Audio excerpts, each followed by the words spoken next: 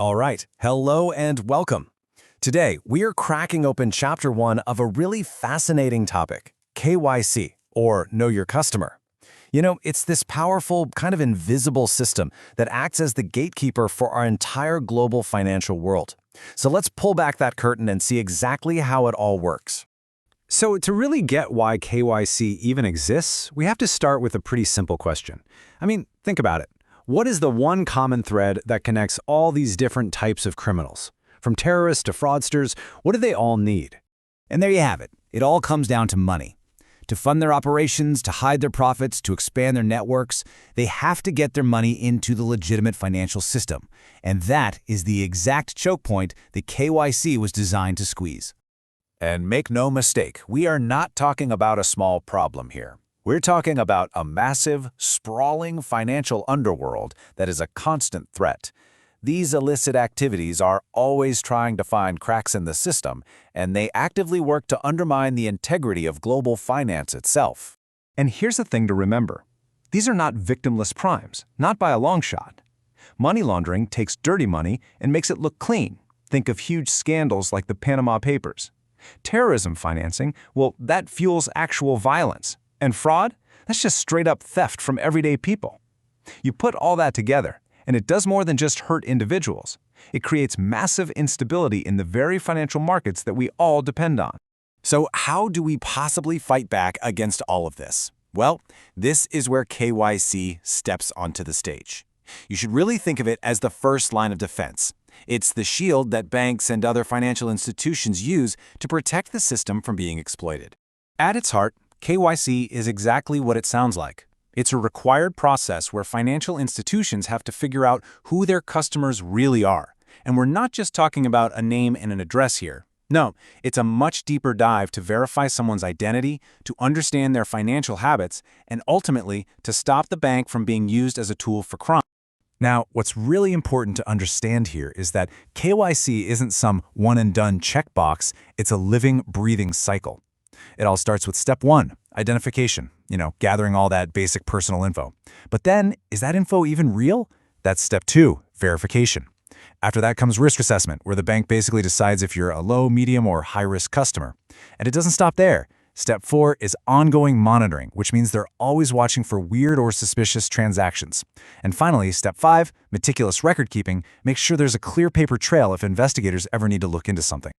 This quote just nails it, doesn't it? KYC isn't just a bunch of bureaucratic red tape. It's the absolute front line. It's the active operational shield standing between a stable financial system and all the people who want to tear it down.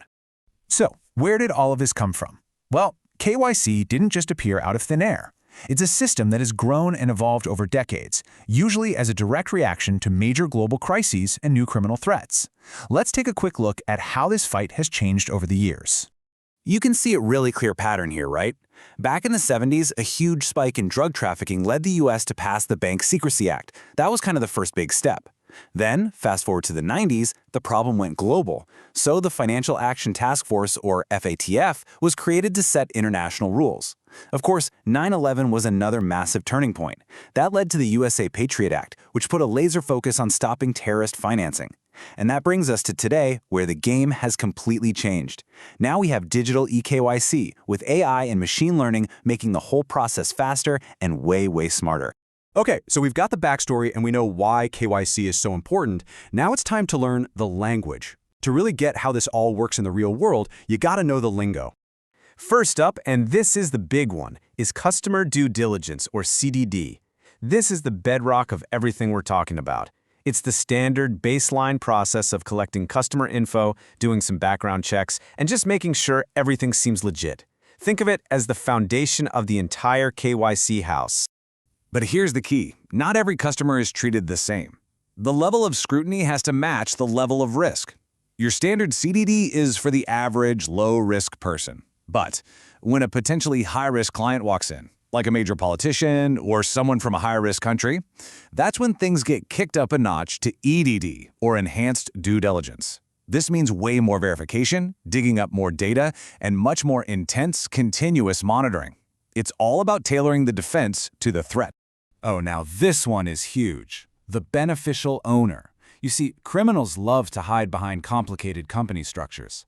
The beneficial owner is the real person, the actual human being, who's ultimately pulling the strings and profiting from it all, even if their name is nowhere to be found on the paperwork.